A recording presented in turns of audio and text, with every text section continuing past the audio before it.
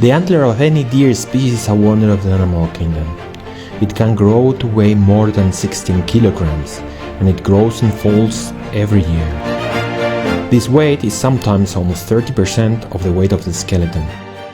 And this is not the only curious fact. Because the antler grows up to 1 centimeter in length and it grows in up to 3 months, it's the only structure that grows faster than cancer. The antler can grow from 1 to 4 centimeters per day in length, and it can create more than 20 square centimeters of skin also per day. The fact that antlers are the only structure growing faster than cancer, but under control, without ending up often in some type of tumor, led to a group of experts in deer and experts in medicine and cancer to start a very peculiar cooperation. The group of neurology in the Hospital Universitario of Albacete, among other things, works in a type of cancer that is highly aggressive and very difficult to treat, glioblastoma. When we heard that antlers grow very fast, but they seem to control the risk of cancer, we decided to see if the extract of growing antler could affect the cultivated cells of glioblastoma.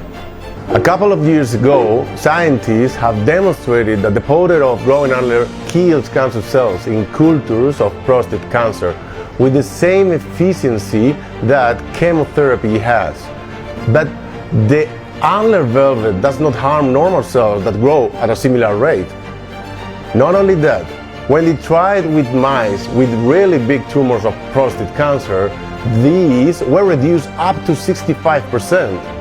While doing the experiments in cultures of the brain cancer glioblastoma, a key paper was published in the best scientific journal, Science, which explained why velvet and antler had anti-cancer effects. The paper in Science proved that antlers grow faster than cancer because they use genes similar to cancer, proto-oncogenes.